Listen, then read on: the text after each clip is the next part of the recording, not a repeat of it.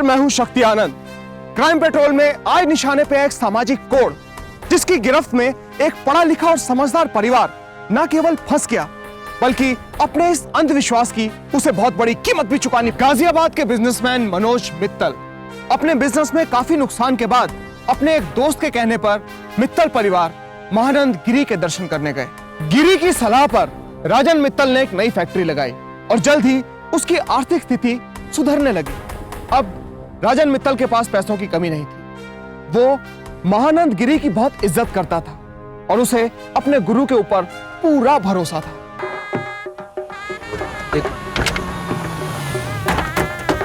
Handbrake खींच दे खींच।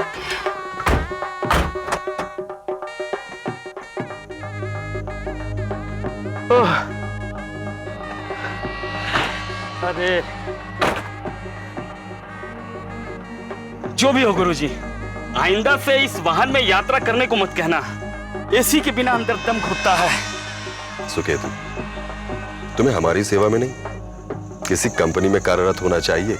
वहां तुम्हें एसी का सुख भी मिलता और तुम्हारे अंग प्रत्यंगों को पीड़ा भी नहीं होती।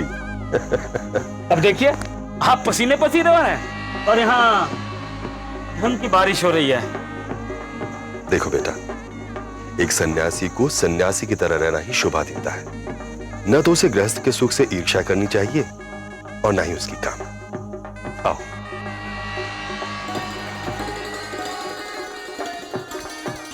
गुरुजी प्रणाम। गुरुजी सुखी रहो, ईश्वर कल्याण करे। हम सब आप ही का आराध्य करेंगे। हमें तो लगा अब हमसे नाराज हैं। ये तो संभव ही नहीं पुत्र। आओ आइए। माँ, बाबूजी बाहर आओ, गुरुजी आ गए। आइए आइए, आने में इतनी देर कहाँ हो? देर इसलिए होगी मित्तल साहब कि गुरुजी की मोटर गाड़ी बैलगाड़ी की गति से चलती है। सुकेतु, बेटा राजन, हमारी बच्ची कहाँ है? हाँ गुरुजी। सोनाली, सोनाली आ गए। कल्याण हो। मित्तल जी, आप बिल्कुल चिंतित ना हो। मंगनी के लिए मंगल मुहूर्त तो अब शुरू हुआ है। आइए आइए गुरुजी।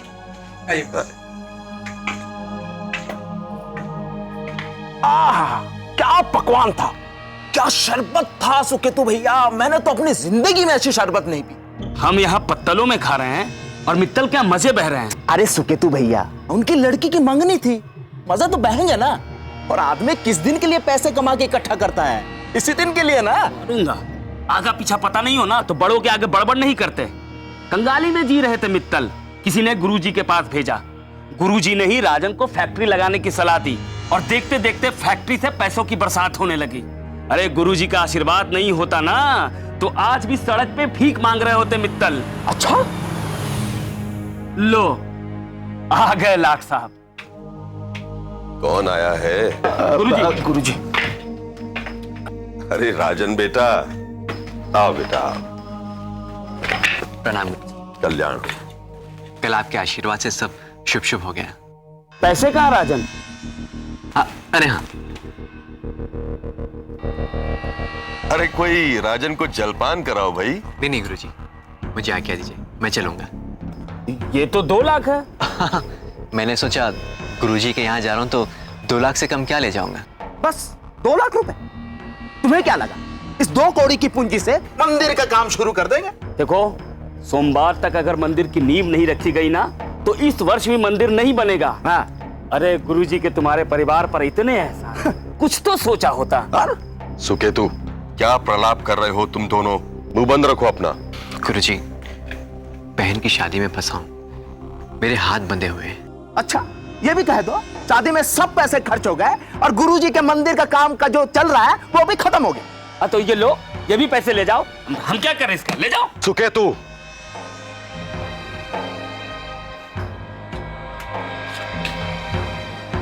अब अगर ईश्वर की इच्छा यही है कि इस वर्ष भी मंदिर का काम शुरू ना हो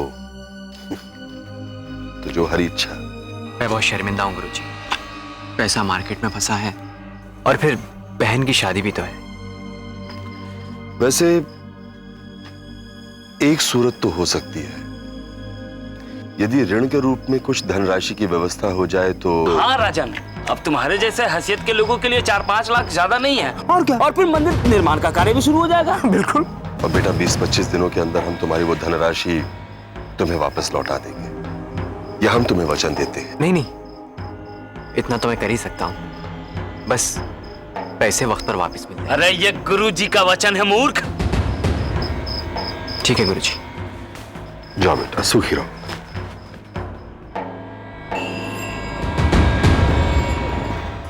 आओ राजन। प्रणाम गुरुजी। कल्याण हो। पूरे 4 लाख है। अब तो मंदिर का काम शुरू हो जाएगा ना? अवश्य। बस बहन की शादी से 1 हफ्ता पहले मिल जाए। गुरुजी के वचन पर भरोसा नहीं है क्या? ठीक है गुरुजी, मैं चलता हूँ। राजन, तुमने एक बहुत ही ऊंचा और नेक काम किया है बेटा, मैं बहुत ही प्रसन्न हूं। ईश्वर तुम्हारा कल्याण करे। सब आप ही का आशीर्वाद है गुरुजी। सदा सुखी रहो बेटा, सुखी रहो। इतनी बड़ी धनराशि की व्यवस्था इस माह के अंत तक करनी होगी। व्यर्थ की बातों को छोड़कर उसके बारे में सोचो।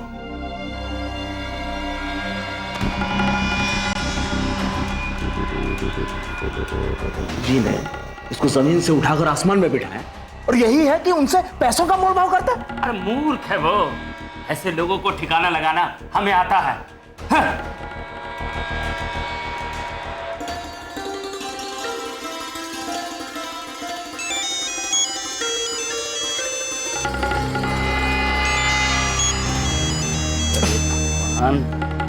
कैसे समझाऊं कि मैं बात नहीं करना चाहता हूं।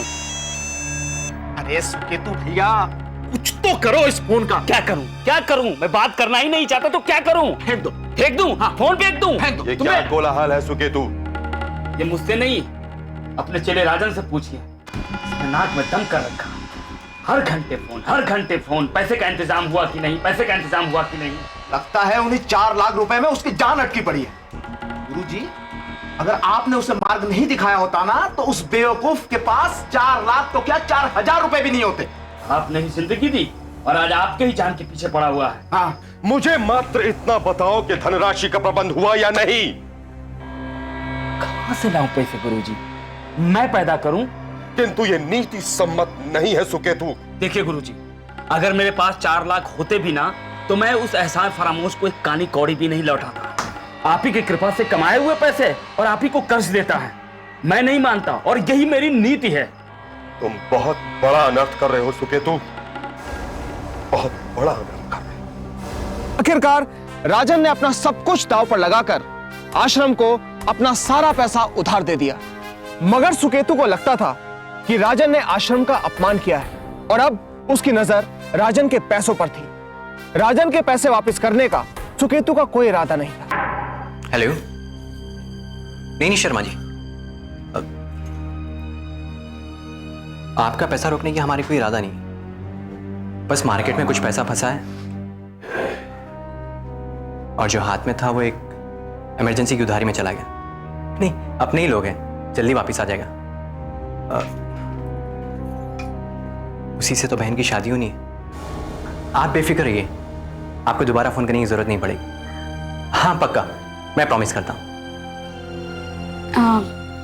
क्या बात है भैया, पैसे का कोई प्रॉब्लम है? अरे कुछ नहीं, बस 3-4 दिन में सब ठीक हो जाएगा। अच्छा।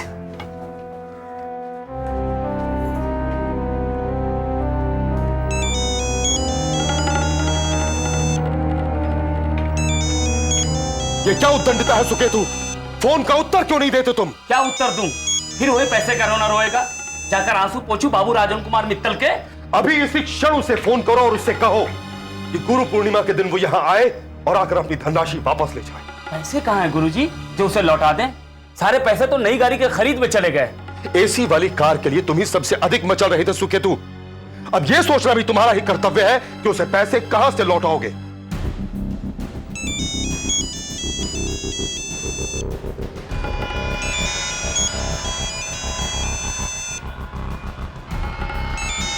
मैं निकल रहा हूं। सच में बहुत सुंदर रंग है। हाँ, हाँ मैं बेटा। भी आता हूँ।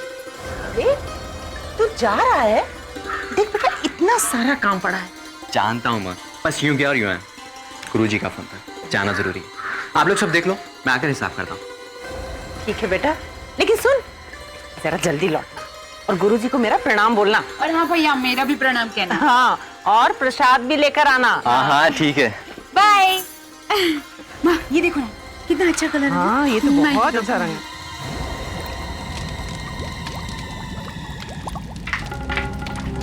अभी तक नहीं बन रहा है। देखो, ये सब बात गुरुजी के पास ले जाने की जरूरत नहीं है।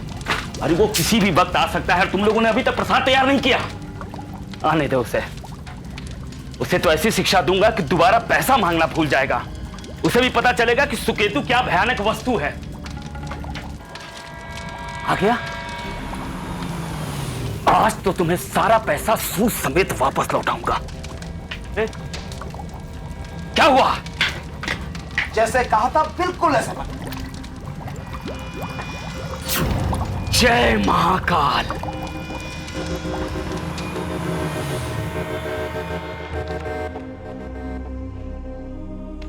प्रणाम गुरुजी। हाँ राजा कल्याण, मैं तुम्हारी प्रतीक्षा कर रहा हूं। गुरुजी प्रसाद। सुकेतु सही समय पर आए। राजन को प्रसाद दो। ये लो। प्रसाद ग्रहण करो बेटा। और घर पर सब कैसे? अरे खाओ खाओ, पूरा खाओ। गुरुजी का आशीर्वाद है, खाओ खाओ खाओ। माँ के लिए रखा है। अब माँ के लिए मैं दे रहा हूं ना। ये लो, ये तुम भी खाना। लो। अब चलता हूँ गुरुजी, अब मुझे आज्ञा दीजिए। बस आपका आशीर्वाद देने आया था। वो तो सदैव तुम्हारे साथ है बेटा, किंतु इतनी दूर से आए हो, मंदिर के दर्शन करके ही जाते। इतना बड़ा पुण्य कार्य तुम्हारी सहायता से संभव हुआ है बेटा। और हाँ, आज तो गुरु पूर्णिमा भी है। आज के दिन उस मंदिर के दर्शन करना तुम्हारे लिए बहुत हितकारी सिद्ध होगा। उधारी की बात घर में किसी को पता नहीं। आप लोग मेरा पैसा लाए? यार, तुम लोग जब तक कंगाल थे ना, तब तक ठीक था। जब से पैसा आ गया है, एकदम बनिया हो गया। बनिया हर समय चिल्लाते रहते हो, पैसा पैसा पैसा। पता नहीं ना। करो सुकेतु, अतिथि के साथ ऐसा व्यवहार नहीं करते बेटा। गुरुजी नई कार लग रही है, अभी लिए? अबे ली नहीं है, दी है। गुरुजी के शिष्य ने दी है।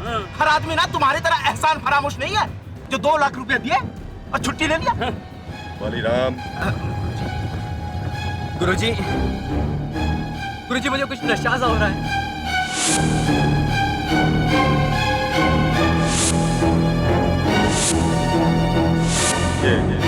नशे की आदत कब से पाल ली? पाली नहीं है, मैंने खिलाई है, और वो भी प्रसाद में डालकर। अब ज्ञान शुरू होगा। बहुत चिल्ला रहा था, पैसा पैसा पैसा।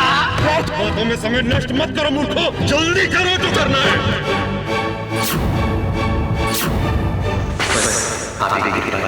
यह हम तुम्हें वचन दे रहे हैं। और गुरुजी को मेरा प्रणाम बोलना। और हाँ भैया, मेरा भी प्रणाम कहना। कल्याण करना, जल्दी करो।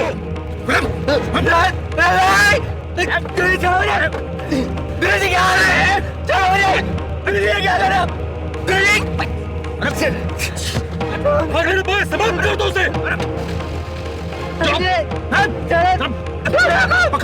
रोको उसे, मारने न पाए। समाप्त कर दो उसे। रोको उसे। अलची महानंद गिरी और उसके चेलों की नजर सिर्फ राजन के पैसों पर थी। उन्होंने राजन के विश्वास का पूरा फायदा उठाया। पहले तो मंदिर बनाने के बहाने उससे पैसे उधार लिए, और जब राजन ने अपने पैसे वापस मांगे तो उन्होंने उसे मार डाला।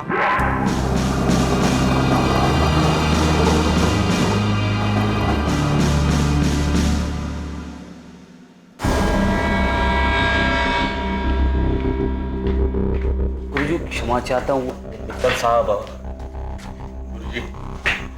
कल दोपहर के बाद आपके यहाँ आने की बात कह के राजन घर से निकला था, अब तक घर नहीं लौटा है। राजन आपके पास आया था? हाँ, हमसे आशीर्वाद लेने आया था। किसी से पैसे लेने हैं ऐसा कुछ कह के चला गया। कहाँ जा रहा है, किसके पास जा रहा है, ऐसा कुछ कहा था उसने आपसे? हम उस समय अपनी साधना में तल्लीन थे, इस कारण अधिक वार्तालाप नहीं हो सका।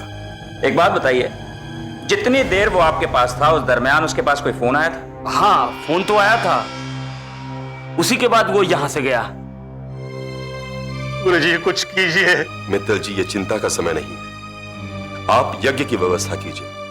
हम राजन की वापसी और आपके समस्त परिवार की समृद्धि के लिए यज्ञ करना चाहते हैं।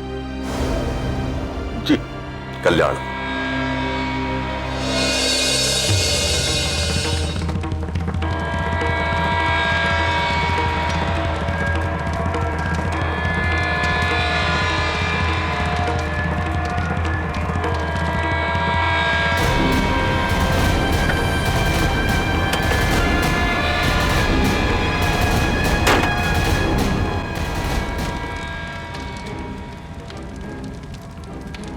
स्वाहा। ओम। स्वाहा। आप थोड़ी देर प्रतीक्षा कीजिए, मैं ये पूजा संपन्न कर लूं। बहन जी ये बहुत अर्जेंट है, आइए।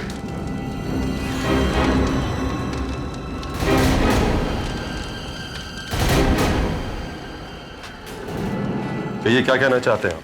क्या हुआ? एक मिनट, आप बैठिए। ये देख रहे हैं, ये राजन के फोन के मोबाइल का रिकॉर्ड है और इसके हिसाब से जो आखिरी फोन उसके पास आया था वो आश्रम से आया था दोपहर 3:10 पर। मगर आप कह रहे थे कि उसके पास कोई फोन आया था जिसकी वजह से उसे जाना पड़ा। जी हाँ, राजन ने मुझसे कुछ ऐसा ही कहा था। मगर रिकॉर्ड्स कुछ आप और। कहना क्या चाहते हैं? मैं वही आपको समझाने के लिए। बस अब यदि आपकी आज्ञा हो तो मैं अपनी पूजा पुनः आरंभ करूं। ये बातें पूजा के पश्चात भी हो सकती है।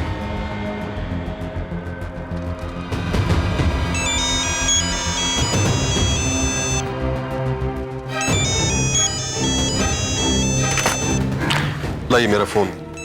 राजन का फोन? कहां से आ रहा है ये फोन? ये आपने राजन को कहां छुपा कर रखा है? वैसी बोलिए। बात नहीं है, मैं आपको समझाता हूं। मैं सब समझाने का मौका दूंगा आपको। थाने में चलिए, चलिए।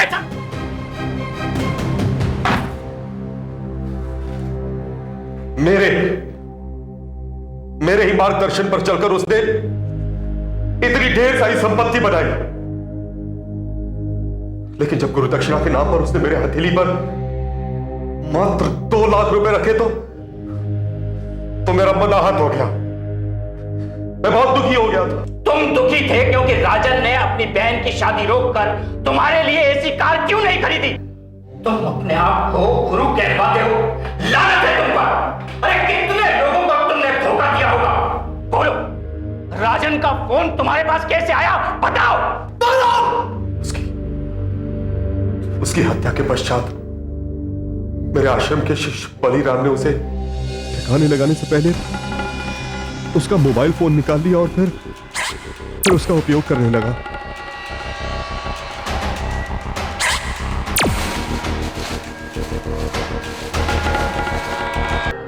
और एक ही तो बहन है मेरी, धूमधाम से शादी करूंगा।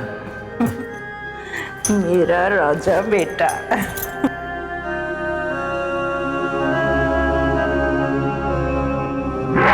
अंधविश्वास एक ऐसी बीमारी है जिसका इलाज हमारे अपने हाथों में। हमें अपनी आंखें हमेशा खुली रखनी होगी और किसी भी इंसान पर विश्वास करने से पहले सोचना होगा कि वो आदमी विश्वास करने लायक है या नहीं।